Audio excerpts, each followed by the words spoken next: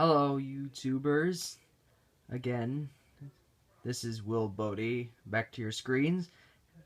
And today I shall be reading to you Thomas's Christmas Delivery. Hope you enjoy it.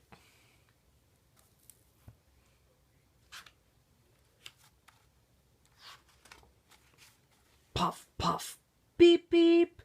Snowflakes were just starting to fall as Thomas climbed the steep hill. It was Christmas Eve, and Thomas wanted to be back in his shed with his friends. The engine stockings were going to be hung soon, and Thomas didn't want to miss that. But Thomas was a really useful engine, and he had 3 very important deliveries to make, and they could not wait. First was a freight car full of food to deliver to the community hall. All of the island of Sodor had been invited to come for a big celebration tomorrow, and there had to be enough food for everyone. When he arrived, there were many people around to help unload. Everyone was in a jolly mood, and the work went quickly. Suddenly, there was a shout. Mrs. Kindly had slipped on the snowy walk and dropped a bowl of cranberry sauce. She was not hurt. In fact, she looked very funny, covered in sticky red goo from head to toe. She laughed along with everyone else. When she was back on her feet, she walked over to Thomas and gave him a sticky pat. "Merry Christmas, Thomas," she said, and she went inside to clean up. "We're done," cried a workman. "Off with you, Thomas. You have a lot to do yet. Merry Christmas." "Beep, beep," whistled Thomas, and off he went into the gently falling snow. His next stop was to the big school on the hill. Some of the children were unable to go home for the holidays, and Thomas had many parcels to deliver so that they wouldn't feel lonely. The snow was coming down a little harder, but he still had plenty of time to get back to the engine shed and go to sleep before Father Christmas came. When Thomas pulled up near the entrance to the school, some of the teachers came out and helped to organize the unloading of the packages. The children were having a snowball fight. Splat! A red-haired boy in a green coat threw a large snowball that hit Thomas right in the side of his boiler. Beep! Thomas laughed.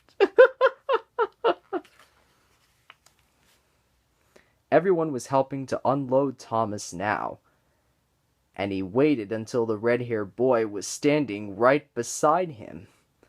Thomas let out a blast of steam. Whoosh!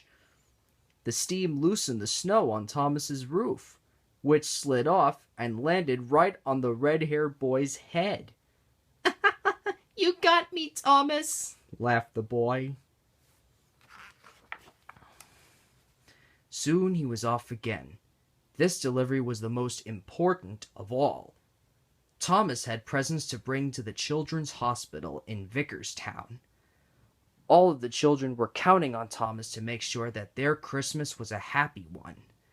The snow was falling much faster now, and was starting to get deep in some places. Thomas had to go carefully so as not to get stuck. He kept telling himself, "The children are counting on me, and this will show Father Christmas what a really useful engine I am." Soon Thomas could see the lights of the hospital through the falling snow. As he pulled up, there were children at the windows cheering his arrival. While the doctors and nurses helped to unload all of the parcels, Sir Topham Hatt came out of the hospital and walked right up to Thomas. "Thomas," said Sir Topham Hatt, "I have a very important job for you. There is a little boy with a broken leg who lives in the last house before the tunnel to Ballyhoo. It is snowing too hard for his mother to come get this toy train. I need you to take this up to his house." "Of course," peeped Thomas. "I am a real useful engine. But, sir, my stocking wasn't hung before I left. Father Christmas will forget me." "Nonsense, Thomas," said Sir Topham Hatt. "Father Christmas will be as proud of you as I am." So Thomas headed off again. By now the wind was howling all around him, and there was so much snow blowing that it was very hard to see. Thomas, for once, wished he had had his snowplow as he moved slowly up the track. Suddenly the wind dropped, and there was no more snow. He had missed the house altogether and had pulled into the tunnel. He stopped and started rolling slowly backward until he could see the lights of the house next to the tunnel. "Beep, beep, beep," he whistled again and again, afraid he wouldn't be heard over the wind. At last the boy's mother came hurrying from the house, tightly wrapped in a long scarf. Thomas could see the boy in the doorway waving. "Thank you, Thomas," he cried. "You are my favorite engine." Then the boy and his mother went back inside and closed the door against the storm. Slowly, slowly, slowly, Thomas made his way home. He worried that Father Christmas might not be able to find the engine shed in the storm. When he finally got back to the shed, it was very late at night. The Christmas tree was still lit, and all of the engine's stockings, including Thomas's, hung in a row. Thomas was so tired he was asleep in an instant. He dreamed that he had some presents in his stocking when the morning came. "Good morning, Thomas. Merry Christmas," peeped Percy. Thomas woke with a start. He looked down. There was his stocking, and there was a note sticking out of it. "Dear Thomas, thank you for being so kind and helpful. You are a really useful engine." The note wasn't signed, but Thomas thought he knew who it was from. Then he looked in his stocking.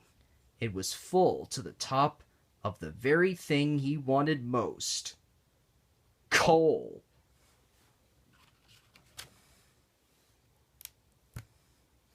Well, hope you enjoyed this read-along video. I'll be making more if you subscribe. So, goodbye.